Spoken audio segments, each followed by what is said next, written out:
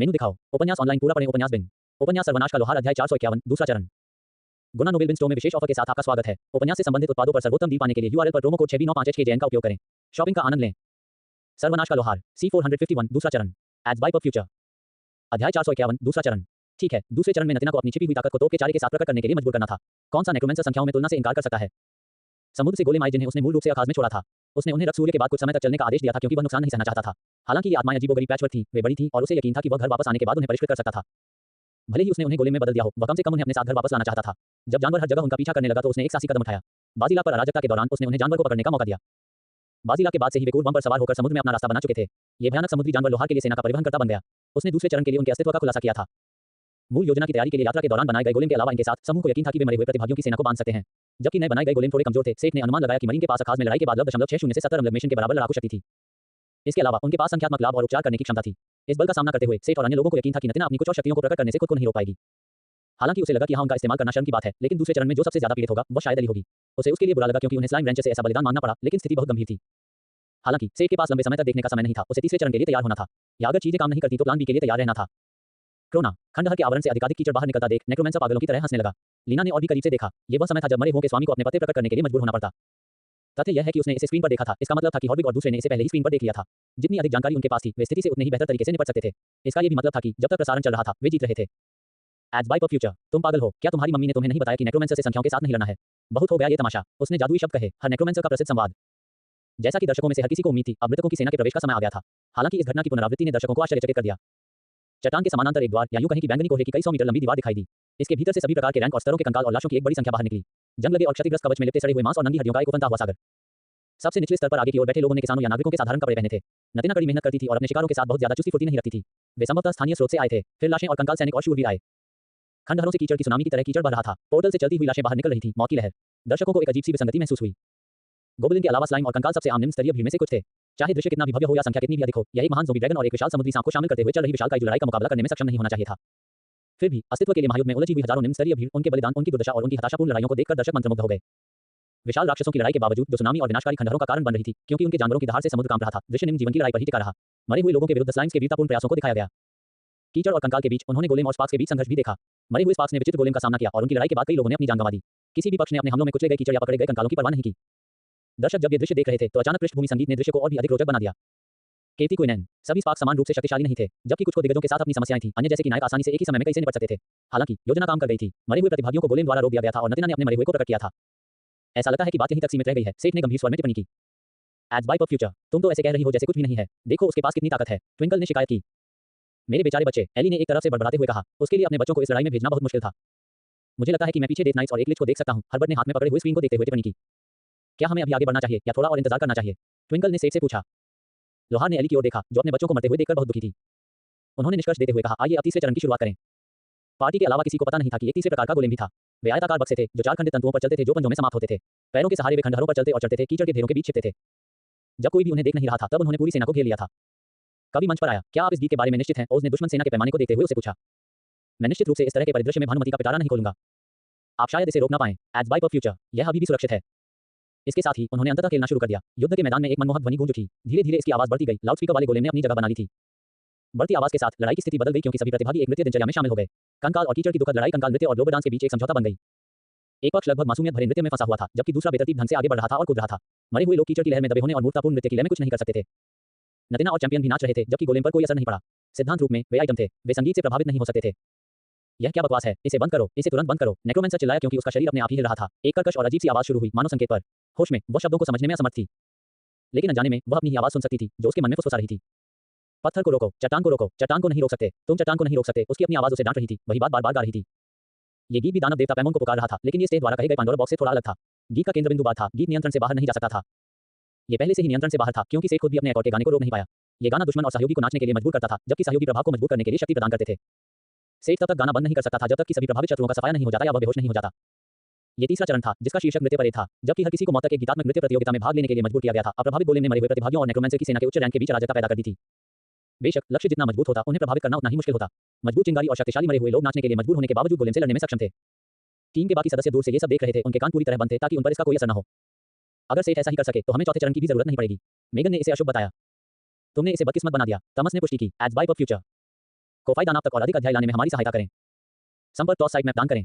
मेनू दिखाओ। उपन्यास ऑनलाइन पूरा पढ़ें। उपन्यास बिन उपन्यास सर्वनाश का लोहार अध्याय 452 मेरी बारी।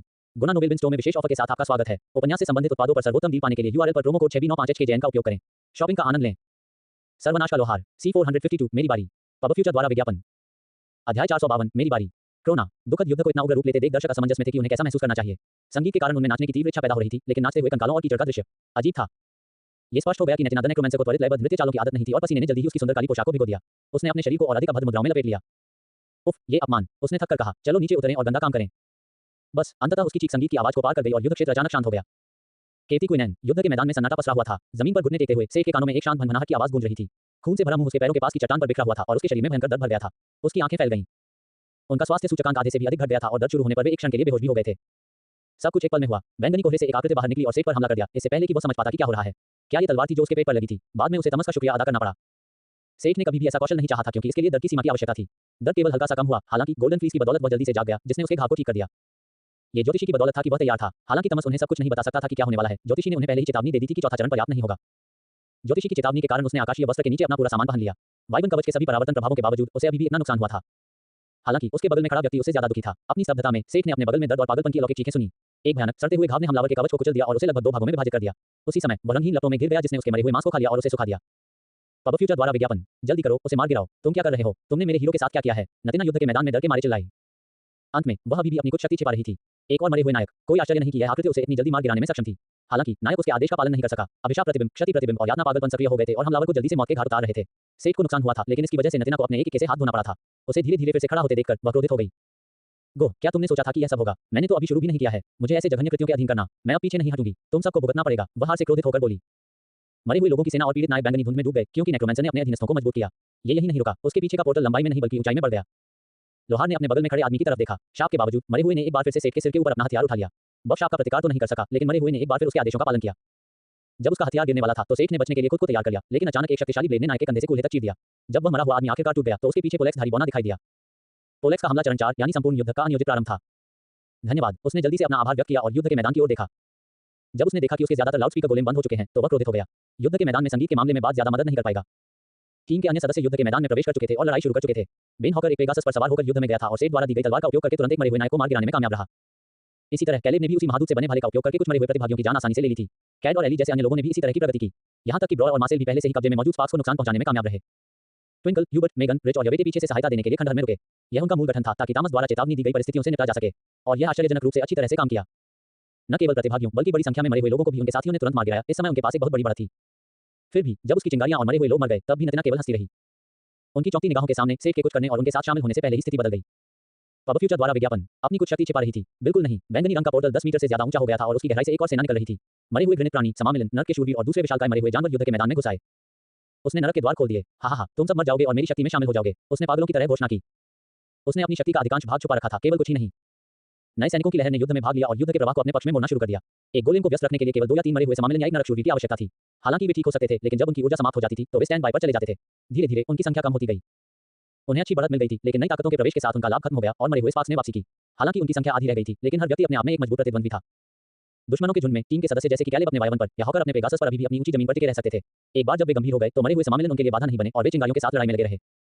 ब्रॉर, एली और मार्सेल जैसे कमजोर सदस्यों ने खतरे से निपटने की हिम्मत नहीं की और उन्हें पीछे हटना पड़ा।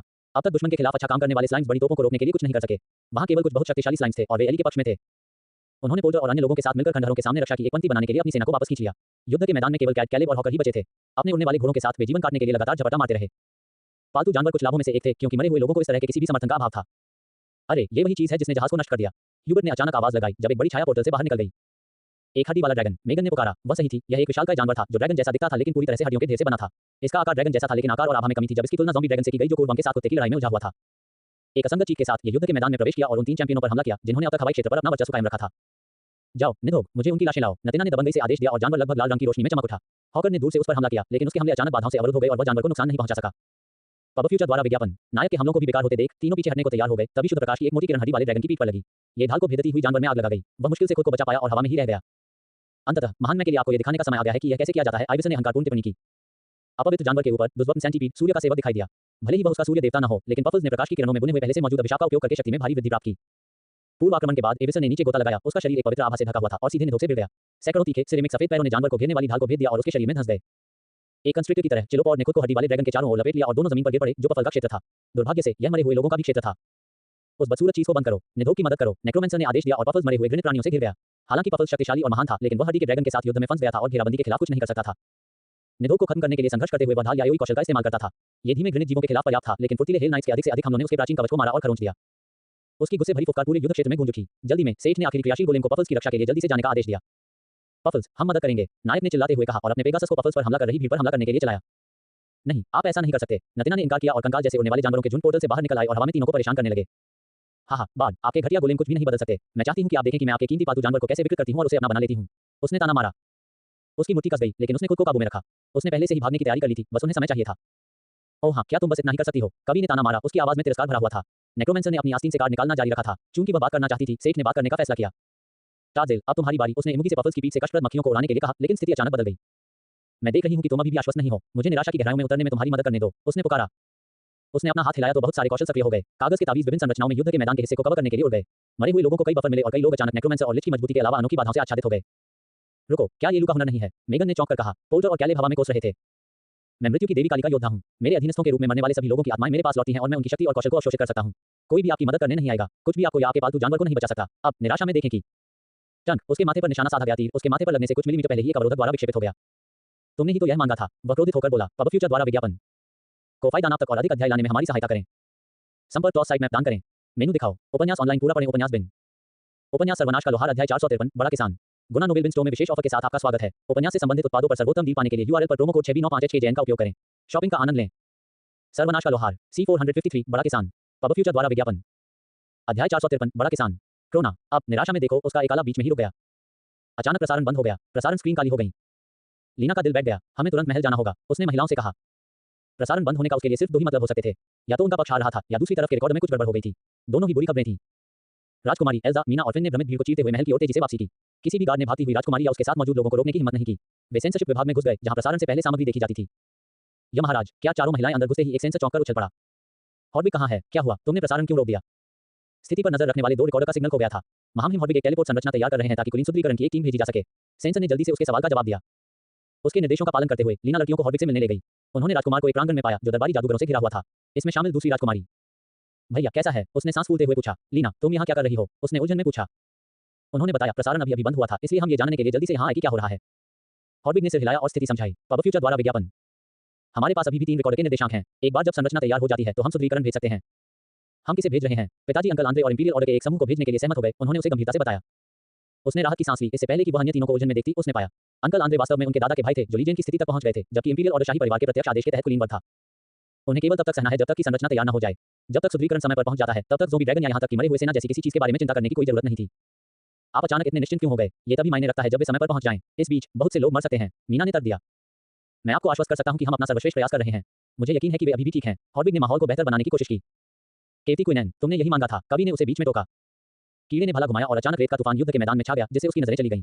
नतीना ने तुरंत प्रतिक्रिया की और व्यापक क्षेत्र के जादू को दूर करने के लिए तावीज का इस्तेमाल किया। किसको? उसने तूफान के भीतर दूर से प्रभाव की आवाज सुनी।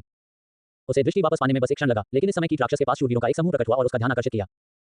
वे सभी बड़े थे और उन्होंने शानदार कवच पहना हुआ था। 3 से 8 मीटर की ऊंचाई के साथ वे घिरे हुए मरे हुए लोगों की तुलना में छोटे लग रहे थे। आकार के अंतर के बावजूद उसने अपनी सेना को करते हुए देखा। फिर से उसने प्रभाव सुना और इस बार उसने हड्डी ड्रैगन की चीख भी सुनी। मरे हुओं के घेरे में शूरवीरों के बीच निधोक अभी भी सेंटीपीड से जूझ रहा था, लेकिन उसके सिर पर एक और व्यक्ति खड़ा था। कब कभी वहां पहुंच गया? क्या हो रहा है? वह सोच रही थी कि अचानक उस आदमी ने हथौड़ा उठाया। वह उसके चारों ओर आत्माओं की रोशनी घूमती हुई देख सकती थी। घबराहट में उसने मरे हुओं को जल्दी से जल्दी अंदर आने के लिए कहा, लेकिन वे मदद के लिए करीब नहीं आ सके। ढालों और हथियारों की दीवार ने उन सभी को नष्ट कर दिया जो बहुत करीब आ गए। उसने बार को हमला करते देखा, बिना किसी अनावश्यक हरकत के एक अभ्यास की गई हरकत।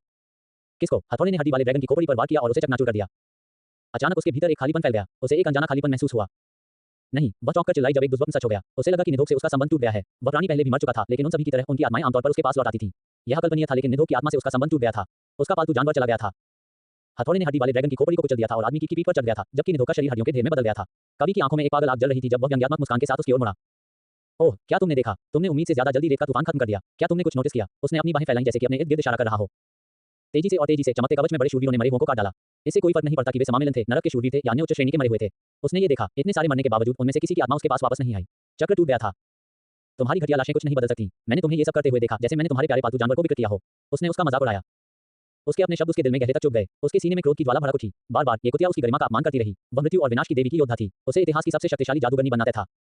उसने चिंगारियों की आत्माओं को जलाना शुरू कर दिया ताकि उनके कौशल को अवशोषित कर सके और अपने मरे हुए शरीर को और अधिक मजबूत कर सके। चाहे आपके गोलेम कितने भी अच्छे क्यों न हो, आप यहाँ से जिंदा नहीं निकलेंगे। उसने कसम खाई और मरे हुए लोग गोलेम शूरवीरों पर ऐसे कूद पड़े जैसे चूहे डीप फ्रायर में कूद पड़ते हैं। केवल एक चीज जिसे विनाश करने के लिए संघर्ष कर रहे थे, वह थी बिखरी हुई चिंगारी जो शूरवीरों के साथ द्वंद्व युद्ध में बंद हो गई थी। इससे कोई फर्क नहीं पड़ता कि उसने कितने लोगों को खोया, उसे संख्या में बढ़त हासिल थी, उसके लिए कोई रास्ता नहीं था। उसे ऐसे रोका गया जैसे कि उसके विचार पर लिए गए हों। मुझे यकीन है कि आप सोच रहे होंगे कि मेरे पास संख्या में बढ़त है ना? ये सच है, संख्या में कभी भी नेक्रोमेंसर से मत लड़ो। फिर अगर मैं गुणवत्ता के साथ आपसे लड़ूं तो क्या होगा? उसने एक अजीब सवाल पूछा। जब उस आदमी ने अपना हाथ हिलाया और लगभग 40 मीटर लंबा विशालकाय शूरवीर सामने आया तो उसकी आंखें चौड़ी हो गईं। ये वास्तव में एक विशालकाय योद्धा था, चमड़े, चेन मेल और प्लेट कवच के कुछ हिस्सों से ढका एक विशालकाय योद्धा। उसकी कमर पर 20 मीटर से ज्यादा लंबी तलवार थी। लेकिन दानव ने तलवार का इस्तेमाल नहीं किया। उसके हाथ में एक विशाल दरांती थी। इससे पहले कि वह पूछ पाती कि उसने खेती का औजार क्यों रखा है, उसने मरे हुए लोगों को लंबी घास की तरह काटना शुरू कर दिया। किस तरह के दुष्ट प्राणी को एक दानव को दरांती से लैस करने का विचार आया होगा? कटे हुए अंग और धड़ हवा में उड़ रहे थे जैसे विशालकाय युद्ध के मैदान में खूनी घेरे बना रहा हो। कल की तुलना में यह एक विशालकाय जानवर का सामना करने वाले इंसान जैसा होता। लेकिन ड्रैगन यहाँ नहीं था। जब उसने उसे वापस बुलाने की कोशिश की तब भी उसने नहीं सुना। उसके पक्ष में ऐसा कुछ भी नहीं था जो विशालकाय गोलेम का सामना कर सके। एकमात्र राहत ये थी कि दरांती से मरे हुए लोग फिर से उसके पास लौट आए। अब वह इस मामले में कुछ कर सकेगी। अल्पविराम। पब फ्यूचर द्वारा विज्ञापन। पफल्स, चलो जल्दी से यहाँ से निकल जाओ, चीजें जल्द ही ठीक हो जाएंगी, सेठ ने आइविसर को चेतावनी दी। ठीक है और धन्यवाद, पफल्स ने थोड़ा शर्मिंदा होकर कहा। उसने पूरी तरह से बफ बोन ड्रैगन को कम करके आंका था। इसमें शुक्रिया अदा करने की क्या बात है? हम एक टीम है, मैं तुम्हें किसी भी तरह से तकलीफ नहीं होने दूंगा।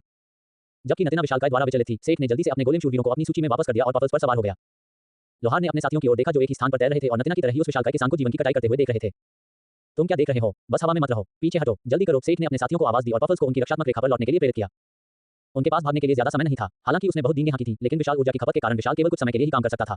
सेठ के पास विशाल को एक विशाल विकर्षण से ज्यादा कुछ और बनाने के लिए सामग्री की कमी थी। उसे यकीन था कि नतीना पहले से ही कुछ योजना बना रही थी। सेठ वहां नहीं रहना चाहता था जब चीजें खराब हो रही थी। सचमुच। खंडहर के किनारे अपनी रक्षात्मक रेखा के पीछे जाकर उसने राक्षस मिस्तो को पुकारा जो कुछ ही देर बाद उसके पास प्रकट हुआ। प्लान सी काम नहीं करेगा। उसने अपने चारों ओर एक स्थायी ढाल बना रखी है। आप बिना पकड़े उसके पास नहीं जा पाएंगे, यहां तक कि हेलमेट के साथ भी। सेठ ने आंख भरते हुए कहा और अपना हाथ खुला रखा। मैं देख रहा हूं यहाँ। दानव सहमत हो गया और उसे सन की अभिशाप वापस कर दिया। नतीना की सन की अभिशाप से हत्या करना एक अन्य बैकअप योजना थी, लेकिन तीर के प्रहार से पता चल गया था कि यह योजना काम नहीं करेगी। तुम्हारे पास भी ऐसा ही कुछ था और तुमने उसे अब तक छुपा कर रखा था। जब मिस्तो और सेठ अन्य लोगों के साथ शामिल हुए तो नायक ने डांटा। क्योंकि मैं अधूरे प्रोटोटाइप का उपयोग नहीं करना चाहता था। देखो, उन्होंने कहा और युद्ध के मैदान की ओर इशारा किया जहां विशालकाय लड़खड़ाने लगा था। समय समाप्त हो गया और ऊर्जा खत्म होने लगी। बड़े ज़ॉम्बीज़ ने सुस्त गोलेम पर चढ़ना और हमला करना शुरू कर दिया जैसे दुष्ट बच्चे। हालात और भी बदतर हो गए। युद्ध के मैदान में ज़ॉम्बी की लाशें मुरझाने लगी और उनकी गीली हड्डियां युद्ध के मैदान के दूसरी तरफ इकट्ठी होने लगी। नेक्रोमेंसर दल का काम अभी पूरा नहीं हुआ था। ऐसा लग रहा था कि नतीना कुछ बड़ा बुलाने जा रही थी और उसके बगल में हड्डियों का एक विशाल ढेर जमा हो गया। वह एक नए असली ड्रैगन को बुला रही है। पुरातत्वविद मेगन ने इस तरह विश्लेषण किया जैसे उसने ये प्रक्रिया पहले भी देखी हो।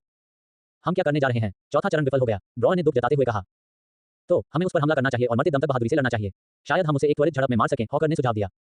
तुम सचमुच हमें मारना चाहते हो? सेठ अवाक रह गया। प्रिय हीरो, कृपया श्री स्मिथ को बोलने दें। मेरा मानना है कि उनकी तैयारी सार्थक है। कृपया अपनी योजनाएं हमारे साथ साझा करें। ज्योतिषी ने अचानक उसका समर्थन किया। ठीक है, हम दौड़ेंगे। उन्होंने सहमति जताई और बताना शुरू किया कि जल्द ही क्या होने वाला है। पब फ्यूचर द्वारा विज्ञापन। कोफाई दान आप तक और अधिक अध्याय लाने में हमारी सहायता करें। संपर्क टॉस साइट मैप दान करें। मेनू दिखाओ। उपन्यास ऑनलाइन पूरा पढ़ें। उपन्यास बिन। उपन्यास सर्वनाश का लोहार अध्याय 454 बड़ी मां। गुना नोबेल बिन स्टोर में विशेष ऑफर के साथ आपका स्वागत है। उपन्यास से संबंधित उत्पादों पर सर्वोत्तम डील पाने के लिए यूआरएल पर प्रोमो कोड 6B95HKJN का उपयोग करें। शॉपिंग का आनंद लें। सर्वनाश का लोहार C454 बड़ी मां। Ads by PubFuture. अध्याय 454 बड़ी मां। कुछ सप्ताह पहले डेल्टा। विशालकाय व्यक्ति निराश करने वाला था। इतनी बड़ी चीज बिना किसी योग्य आत्मा के सार्थक नहीं है। उन्होंने गोलेम हैंगर में 40 मीटर लंबे विशालकाय शूरवीर को देखते हुए दुख जताया। इस आकार पर आत्मा की शरीर के साथ अनुकूलता भी एक सवाल बन गई। लोहार ने विशालकाय सांप को संचालित करने के लिए एक विशाल सांप आत्मा का उपयोग किया था। यह समान आकार के सांपों पर काम कर चुका था, लेकिन यह विशालकाय को मुश्किल से 10-20 मिनट तक ही जीवित रख पाया। आत्मा और जिस वस्तु पर इसका उपयोग किया गया था उसके बीच तालमेल की कमी गोलेम के मामले में एक बड़ा सवाल बन गई। ऐसा कुछ जो उसने हथियारों के साथ कभी अनुभव नहीं किया था। निश्चित रूप से तालमेल एक महान शक्ति अब था, लेकिन आमतौर पर इसके बिना भी चीजें ठीक काम करती थीं। कैज़ेल, मुझे तुम्हारी एक मदद चाहिए। मुझे तुम्हें किसी से मिलवाना है। इसके अलावा कोई रास्ता नहीं था। अगर वह एक ऐसा असली तुरुप का पता बनाना चाहता था जो जलसर की जगह ले सके तो यही एकमात्र रास्ता था। हालांकि इससे पहले कि वह एक बार फिर कुछ ऐसा बनाने में हफ्तों का समय लगाए जो काम न करे, उसे उसका सहयोग हासिल करना था। कौन? सांप ने उत्सुकता से पूछा। तुम्हारी जन्म मां केती क्विनैन। उसके बगल में हड्डियों का विशाल ढेर बढ़ता जा रहा था और आखिरकार एक ड्रैगन का आकार ले रहा था। शायद 20 मीटर ऊंचा और 50 मीटर लंबा। निधोक के आकार से लगभग दोगुना। इतने लंबे समय तक साथ देने वाले साथी को खोने का गम उसे आज भी सताता है। हालांकि विशाल को कुछ समस्याएं दिख रही थी, लेकिन वह कुछ भी संयोग पर नहीं छोड़ती थी। वह स्पार्क से सीखे गए विभिन्न कौशलों का उपयोग करके इसे मजबूत करती रही, जैसे कि यह हड्डी वाला ड्रैगन विशाल का काम जल्दी ही निपटा देगा और फिर उस घमंडी बार को हमेशा के लिए कुचल देगा। जब वह अपने नए बच्चे पर ध्यान केंद्रित कर रही थी तो उसके मरे हुए लोगों की भीड़ ने जर्जर रक्षापंक्ति पर हमला कर दिया। बदसूरत गोलेम और स्लाइम्स को गोलेम शूरवीरों और स्पार्क्स द्वारा मजबूत किया गया था जो पीछे भाग गए थे। किसी समय उन्होंने किलेबंदी के लिए एक मिट्टी की दीवार भी खड़ी कर दी थी। क्या उन्होंने समय खरीदने की कोशिश की? इससे कोई फर्क नहीं पड़ता। समय भी उसका मित्र था। उसे पूरा भरोसा था कि कज़ेमिर समुद्री राक्षस से निपटने में सक्षम होगा। अगर उस समय चीजें खत्म नहीं हुई होती तो उसके वापस आने के बाद सब कुछ खत्म हो जाता। भले ही उनके पास नए बोन ड्रैगन का मुकाबला करने का कोई और तरीका हो, लेकिन उसने जितनी भी आत्माएं वापस सोखी थी उसके पास लगभग अनंत मैनापूल था। वह बस मरे हुए लोगों को बुला सकती थी और बोन ड्रैगन को फिर से जीवित कर सकती थी। Ads by PubFuture. उसके होठों पर एक पागल मुस्कान उभरी क्योंकि वह उस घमंडी कवि को वश में करने का सपना देख रही थी। वह उसकी मालकिन होगी और वह उसके पैरों पर गिरेगा। उसके कहने पर गोलेम की एक सेना बनाएगा। नतीना इसका आनंद लेगी, उसे एक नीच नौकर की तरह अपमानित करेगी ताकि वह उसके इशारों पर उसे इस तरह से अपमानजनक तरीके से नचाने का बदला ले सके। अरे नेक्रोमेंसर लड़की, एक आवाज ने जो उसके अंदर उबलती नफरत को उभार रही थी, अचानक उसे पुकारा। यह वह अहंकारी कवि था जिसने मिट्टी की दीवार पर कदम रखा था। क्या तुम फिर से बेकार मरे हुए प्राणियों को बनाने में सामग्री बर्बाद कर रही हो? वह क्या होगा, एक हड्डी वाला ड्रैगन? क्या तुम बस इतना ही कर सकती हो? उसने उसका मजाक उड़ाया। उसने उसे अनदेखा करने की कोशिश की। नतीना को ध्यान लगाना पड़ा। जल्द ही उसके शब्द उसके गले में अटक गए। बिल्ली ने तुम्हारी जीभ काट ली। तुम पहले बहुत बातूनी थे। खैर, इससे कोई फर्क नहीं पड़ता। मैं वास्तव में तुम्हें केवल दो बातें बताना चाहता था। एक चीज जिसका मैंने हमेशा सम्मान किया है, चाहे मैं दुनिया बदलने के बाद से कितना भी शक्तिशाली क्यों न हो गया हूं, वह है गिनने से होने वाला नुकसान। और हमने पहले ही पर्याप्त समय खरीद लिया है। अचानक खंडहर का एक बड़ा हिस्सा डूब गया और एक विशालकाय सिर धरती की सतह से ऐसे बाहर आया जैसे वह पानी हो। रेगिस्तान में रेत के कीड़े की तरह एक कभी न खत्म होने वाला शरीर धरती से बाहर निकला और सिर जमीन से लगभग 100 मीटर ऊपर लटक गया। विशाल क्रिस्टलीय आंखें कवच से ढकी एक नंगी खोपड़ी से युद्ध के मैदान को देख रही थी। नजरें उस पर और लगभग तैयार हो चुके हड्डी के ड्रैगन पर टिकी थी जैसे कि वे कोई मेढक हों। धड़कनें तेज हो गईं और उस पर और सेना पर एक अकल्पनीय दबाव आ गया। कुछ सप्ताह पहले डेल्टा कई घंटों की बातचीत और समझाने बुझाने के बाद आखिरकार वे एक समझौते पर पहुंचे और सेठ उसके शरीर पर काम करना शुरू कर सका। बातचीत के बाद उनका रिश्ता वास्तव में काफी सौहार्दपूर्ण हो गया था। वे सभी बस टेडजेल के लिए सबसे अच्छा चाहते थे और कुलपति ने उसे माफ करने का फैसला किया ताकि वह एक बार फिर अपने बच्चे की रक्षा कर सके। हालांकि वे दोनों इस बात पर सहमत थे कि यह पुनरुत्थान नहीं होगा। उसका मूल लड़का मजबूत था, लेकिन सेठ का इरादा उसे और भी मजबूत बनाने का था। गोलेम पर अपने काम के दौरान उन्होंने पाया कि सबसे तेजी से बढ़ने वाले कौशल में से एक वह था जिसका उपयोग उन्होंने हड्डियों को मजबूत करने के लिए किया, जिसका उपयोग गोलेम शूरवीरों के लिए आधार के रूप में किया गया। जब उन्होंने मात्र सत्तात्मक शरीर पर अपना काम शुरू किया, तब तक ये कौशल पहले ही स्तर 7 तक बढ़ चुका था। पहला कदम उसकी हर हड्डी को पूरी तरह से मजबूत करना था। 300 मीटर से ज्यादा पसलियां और कशेरुकाएं। सेबेरिस की मदद के बाद भी उन्हें इसमें लगभग 2 हफ्ते लग गए। सेठ का कौशल विकसित हो गया है। वह भी 9 तक पहुंच गया था। ये पहला लेकिन सबसे लंबा कदम था। हड्डियों के सुदृढ़ीकरण के बाद, जिसने पहले से ही कंकाल को कई समानताओं और प्रतिरोधों के साथ भर दिया था, जो कि चारों के ओबोल के सर्वश्रेष्ठ प्रभावों के लिए धन्यवाद था। कवि ने हड्डियों पर कोई भी शिल्पी गाथा गीत लिखने से परहेज किया क्योंकि उसके पास इतने लंबे समय तक ऐसा करने की सहनशक्ति नहीं थी। उसने खुद को बहाना बनाया कि बहुत सारे जादुई प्रभाव एक दूसरे के रास्ते में भी आ सकते हैं। एज बाय फ्यूचर, चूंकि यह जीवन में छद्म दलदल ड्रैगन था, इसलिए शुरू से ही इसमें पानी और धरती के प्रति उच्च आकर्षण था। पानी के प्रति आकर्षण वाली कुछ ही धातुएं थी। यही कारण था कि सेठ ने इसे एक कार्यात्मक बर्तन में बदलने के लिए आवश्यक सर्किट में हड्डियों को ढकने के लिए और का उपयोग किया। लोहार ज्यादातर दुर्लभ चीजों का इस्तेमाल करते थे क्योंकि यह एकमात्र ऐसी सामग्री थी जिससे वह कम लागत में मजबूती से निर्माण कर सकता था। कम सापेक्ष था क्योंकि उपकरणों के लिए इस्तेमाल की जाने वाली किसी भी सामग्री की तुलना में साधारण चांदी सस्ती थी। मैग्मा भट्टी के किनारे चांदी को परिष्कृत करने में बिताए गए उसके घंटों का परिणाम निकला। सेठ की क्षमता 9 तक पहुंच गई। और के सर्किट ने न केवल पृथ्वी की आत्मीयता और स्थायित्व में सुधार किया, बल्कि समग्र जादुई चालकता में भी सुधार किया। बुनियादी ढांचे को खत्म करने के बाद बॉडीवर्क आया। सबसे पहले उन्होंने जो चीजें बनाई उनमें से एक थी आंखें। सेठ ने उन आंखों का इस्तेमाल किया जिन्हें उसने एक बार थियोक्रेसी के गढ़ से लूटा था। यह पानी से बहुत ज्यादा जुड़ा हुआ था और यह एक ऐसी सामग्री थी जिसका इस्तेमाल आमतौर पर छड़ी के नाभिक के रूप में किया जाता था। जहां तक नुकीले दांतों की बात है, कई सौ तलवार जैसे दांतों को मजबूत करते हुए उनमें से अधिकांश ने रक्त पीने वाले उपचार का अनुभव किया। बाकी 4 मुख्य नुकीले दांत और कुछ अन्य अधिक खतरनाक नुकीले दांत क्षय और प्रवेश से मंत्रमुग्ध थे। जानवर के शरीर के कवच के लिए उसने उसे कठोर बनाने के लिए मात्र सत्तात्मक के अपने चमड़े का इस्तेमाल किया। इस बार उसने क्षति प्रतिबिंब की छद्म ड्रैगोनिक विशेषता और एक बार फिर पृथ्वी और पानी के प्रति आत्मीयता को और मजबूत करने के लिए स्मृति गाथा गीत और नक्काशी का इस्तेमाल किया। उसका सिर, जहां मुख्य कोर रखा जाएगा, लंबी ओवलैपिंग प्लेटों से ढका हुआ था जिससे ये लगभग पंख जैसा दिखाई दे रहा था। जब उसने आखिरकार बर्तन तैयार कर लिया तो सबसे महत्वपूर्ण कदम आया। क्या आप तैयार हैं? हमारा सौदा मत भूलना। हाँ, मैं नहीं करूंगा। अंतिम जांच के बाद सेठ ने स्यूडोस्वार्म ड्रैगन मैट्रियार्क की आत्मा को उसके शरीर के कोर में डालना शुरू कर दिया। अविश्वसनीय लंबाई के कारण सेठ ने द्वितीय मस्तिष्क के समान सुचारू नियंत्रण को सक्षम करने के लिए कई उपकोर तैयार किए थे। आत्माओं के हिस्सों को अलग करते हुए वह 300 मीटर लंबे शरीर में चला गया और एक बार में एक उपकोर कोने में किया। अंत में लोहार खोपड़ी में रेंग गया जहां मुख्य कोर के लिए आवरण रखा गया था। कोर ने खुद सांप के मूल राक्षस कोर का उपयोग किया, लेकिन यह एक काले बॉक्स की तरह एक गोले में लिपटा हुआ था। गहन प्रत्याशा के साथ हफ्तों के काम के बाद लोहार ने मात्र सत्तात्मक आत्मा को इसमें डाल दिया। आपकी रचना को मजबूती मिली है। ग्रेटर दैन, मजबूत हुआ है। ग्रेटर दैन, कई चीजें एक साथ घटित हुई क्योंकि विभिन्न प्रभावों ने आसपास की खोपड़ी की हड्डी को ढक लिया। अरे अरे, इससे पहले कि तुम खींचना शुरू करो, मुझे बाहर निकालो। लोहार ने घबराहट में पुकारा। विशालकाय सिर हिलने लगा था और वह सांप के शरीर से बाहर निकलने के लिए तेजी से नीचे कूदा और सिर और पसलियों के बीच के अंतराल से बाहर निकल गया। बाहर से उसने उस विशालकाय शरीर को अपना सिर पीछे की ओर उठते देखा। एज बाय फ्यूचर को फायदा नाप तक और अधिक अध्याय लाने में हमारी सहायता करें। संपर्क टॉस साइट मैप दान करें। मेनू दिखाओ। उपन्यास ऑनलाइन पूरा पढ़ें। उपन्यास बिन। उपन्यास सर्वनाश का लोहार अध्याय 455 विध्वंसक गेंद की तरह आया। गुना नोबेल बिन स्टोर में विशेष ऑफर के साथ आपका स्वागत है। उपन्यास से संबंधित उत्पादों पर सर्वोत्तम डील पाने के लिए यूआरएल पर प्रोमो कोड 6B95HKJN का उपयोग करें। शॉपिंग का आनंद लें। सर्वनाश का लोहार C455 विध्वंसक गेंद की तरह आया। एज बाय फ्यूचर अध्याय 455 विध्वंसक गेंद की तरह आया। केटी क्विनन। गिरने से नुकसान और हमने पहले ही पर्याप्त समय खरीद लिया है। उन्होंने समापन का संकेत दिया। अगले ही पल टेडजेल की मां धरती की सतह से बाहर आ गई। सेठ हर बार जब भी इसकी स्थिति देखता तो वह चौंक जाता, खास तौर पर इसलिए क्योंकि वह अपने स्तर के कारण इसे पूरी तरह से नहीं देख पाता था, हालांकि वह इसका निर्माता था। विशेषता गया का आशीर्वाद, एराथ यात्रा, असीमित सहनशक्ति, ड्रैकोनिक रंग। जाति देवता गोलेम। आयु 0। संबद्धता मिनस्मार। स्थायित्व 1000। शिल्पकार स्मिथ के समर्पण का परिणाम, विलुप्त हो चुके अजगर का पुनर्निर्माण, एक ऐसा देवता जो मिथक बनने की कगार पर था। अजगर की मां देवी गया द्वारा मान्यता प्राप्त और आशीर्वादित। पाइथन जिस छेद से निकला था उसमें से बड़ी बड़ी दरारें फैल गईं और मरे हुए सैनिकों के पैरों के नीचे से होकर पूरी चट्टान को ढक गईं। जब पूरा युद्ध क्षेत्र हिलने लगा और टूटने लगा तो सेठ और एली ने अपनी बची हुई सेना को इकट्ठा किया। अंदर आओ दोस्तों, जल्दी करो। अल्पविराम। पब फ्यूचर द्वारा विज्ञापन। नतीना अपनी आंखें चौड़ी करके केवल युद्ध के मैदान को टूटते हुए देख सकती थी। अचानक घाटियों ने उसके सैनिकों को निगल लिया और चट्टान के कुछ हिस्से टूटकर नीचे किनारे पर गिर पड़े। अपने नीचे की जमीन को हिलता हुआ महसूस करते हुए उसकी एकाग्रता डगमगा गई। वह अभी भी बोन ड्रैगन अनुष्ठान के बीच में थी। जब तक वह इसे पूरा नहीं कर लेती उसे पलटाव का सामना करना पड़ता। नतीना केवल जल्दी से अनुष्ठान पूरा करने की कोशिश कर सकती थी क्योंकि बहुत अधिक समय लेना और रोकना दोनों ही प्रतिकूल होंगे। वह अपनी सेना को वापस बुलाने का आदेश भी नहीं दे सकती थी क्योंकि उसके हाथ बंधे हुए थे। अपने आसपास की दुनिया को बिखरता देख उसने जल्दी करने की कोशिश की, लेकिन अनुष्ठान में जल्दबाजी नहीं की। हेल नाइट्स और लिचेस जैसे अधिक बुद्धिमान मरे हुए लोगों को पोर्टल में वापस जाने के लिए उसके सीधे आदेश की आवश्यकता नहीं थी, जिससे वे और उनके द्वारा नियंत्रित निचले रैंकों का हिस्सा बच गया। हालांकि सुस्त घृणित समामिलन और इसी तरह के विशाल लेकिन मूक जानवर खो गए थे। जब उसे लगा कि उसके पैरों के नीचे की जमीन धंस गई है तो उसका दिल जोर से धड़कने लगा। पूरी चट्टान उसकी आंखों के सामने धीमी गति से झुक रही थी। उठो ओ भोग। वह इसे ठीक समय पर पूरा करने में सफल रही। चट्टान का वह टुकड़ा जिस पर वह खड़ी थी पहले ही झुक चुका था। आखिरकार फिर से चलने में सक्षम होने के कारण वह चारों पैरों पर खड़ी होकर जमीन के उस फिसलते हुए टुकड़े पर चढ़ गई। झपट्टा मारकर उसने हड्डी वाले ड्रैगन की पूंछ पकड़ ली। जाओ ओ भोग उड़ो, उसने घबराहट में आदेश दिया। भूतिया झिल्लियों वाले हड्डीदार पंख फड़फड़ाने लगे क्योंकि उनके पैरों के नीचे की जमीन टूट गई। वे लगभग उस विशाल भूस्खलन में खींच लिए गए थे जो अब नीचे बन रहा था। टूटे पत्थर और गिरती चट्टान की गर्जना और गड़गड़ाहट ने बाकी सब कुछ दबा दिया। जब उसने अपनी सेना के अधिकांश लोगों को सचमुच कुचलते और दफनाते हुए देखा तो वह अपनी खुद की गालियां भी नहीं सुन सकी। चट्टान का एक बड़ा हिस्सा एक चट्टानी ढलान में बदल रहा था, जिसमें पत्थर और बोल्डर समुद्र में बह रहे थे। सब कुछ टूटकर बिखर गया और अपने आप ही ढह गया। मलबे ने नीचे के खंडहरों को कुचल दिया और उन्हें दफना दिया। यहाँ तक कि शक्तिशाली ड्रैगन टॉवर भी चट्टान और जमीन के हिमस्खलन में समा गया। भूस्खलन के कारण एक विशाल लहर उठी जो समुद्र में चली गई। कलज़ेमिर, नतीना गुस्से से चिल्लाई, कोई जवाब नहीं आया। समुद्र की ओर देखते हुए दोनों लड़ते हुए दिग्गज काफी दूर निकल आए थे और अभी भी एक दूसरे से कुश्ती करते हुए दिखाई दे रहे थे। उसे चिंता इस बात की थी कि ऐसा लग रहा था कि ड्रैगन को नुकसान हो रहा है। ड्रैगन का लाभ उनकी उड़ने की क्षमता, उनकी शक्तिशाली रक्षा और जादू के साथ उनका स्वाभाविक लगाव था। वे जन्म से ही किंवदंती का दर्जा रखते थे। काली के चैंपियन के रूप में भी उनके कौशल ड्रैगन को एक विशाल नासमझ ज़ोंबी से अधिक के रूप में पुनर्जीवित करने के लिए पर्याप्त नहीं थे। एज बाय ऑफ फ्यूचर, ये जादू का इस्तेमाल नहीं कर सकता था। इसका मांस लगभग सड़ चुका था, जिससे इसकी पौराणिक रक्षा कमजोर हो गई थी। फिर भी इसकी शारीरिक शक्ति और सांसें किंवदंती से नीचे की किसी भी चीज को नष्ट करने के लिए पर्याप्त थी। कृमि को छोड़कर सब कुछ। शक्तिशाली कूर्बम टोपी ने ज़ोंबी ड्रैगन को खुले पानी में आकर्षित किया। शुरू से ही दोनों जानवर हाथापाई की लड़ाई में उलझे हुए थे और गहरे पानी में ही उनका क्षेत्र था। ड्रैगन को अपने चारों ओर लिपटे लंबे सर जैसे शरीर का विरोध करने में मुश्किल हो रही थी। उसे क्या करना चाहिए था? उसके विचार योजना बनाने की कोशिश में तेजी से आगे बढ़ रहे थे। वह अपनी असफलता के कारण लगातार बढ़ती घबराहट और डर से विचलित हो रही थी। उससे जो उम्मीदें लगाई गई थी उनमें विफल होने का दमनकारी एहसास। उसके दादाजी ने उस पर भरोसा किया था। उसके पिता ने उन हथियारों को बनाने के लिए बहुत बड़ी कीमत चुकाई थी। वे क्रोना के साथ साम्राज्य की योजनाओं को गड़बड़ाने के लिए भी आगे बढ़ गए थे। अगर वह हार भी जाती तो वह सब कुछ खो देती। उसे कम से कम कलज़ेमिर को वापस लाना था और वापस लौटना था। कम से कम इतना होने पर उसके परिवार के पास बचने का मौका था। उन्हें फिर से उठने का मौका भी मिल सकता था। नतीना ने ओब्बो को प्रेरित किया और वे टाइटन्स के बीच लड़ाई की दिशा में उड़ गए। बोन ड्रैगन को जीतने में मदद करना ही उसका एकमात्र विकल्प था। यहाँ तक कि उसे भागने में मदद करना भी काफी होगा। पास आकर उसने पाया कि कूर्बम पहले से काफी बदल गया था। उसका बड़ा मगरमच्छ जैसा सिर बड़े पैमाने पर जलने के निशानों से ढका हुआ था। बदसूरत बलबनुमा आंखों का समूह गायब हो गया था। अब केवल एक गणनाशील शिकारी की दो बुद्धिमान और तीक्ष्ण आंखें बची थीं। यह कोई नासमझ जानवर नहीं था जो सिर्फ सहज रूप से लड़ता और शिकार करता था या सूरज के सामने अपना दिमाग खो देता था, जैसा कि सेठ और अन्य लोगों ने अनुमान लगाया था। विशाल शरीर ने पानी में संघर्षरत ज़ॉम्बी ड्रैगन को रोक दिया और उसे हवा में उड़ने से रोक दिया। कमजोर रक्षा कृमि के लिए केवल एक छोटी सी बाधा थी, जो एक कंस्ट्रिक्टर की तरह विशाल शिकार को कुचलने में कुशल था। यहाँ तक कि जब ड्रैगन ने काटने, पंजों से काटने और जलाने की कोशिश की तो उसके हमलों को कृमि की त्वचा के करीब जादू की एक झिल्ली ने रोक दिया। ये जादू या कौशल का उपयोग भी कर रहा था। पास पहुंचकर उसने अचानक एक जोरदार हंसी सुनी, जिससे समुद्र हिल गया।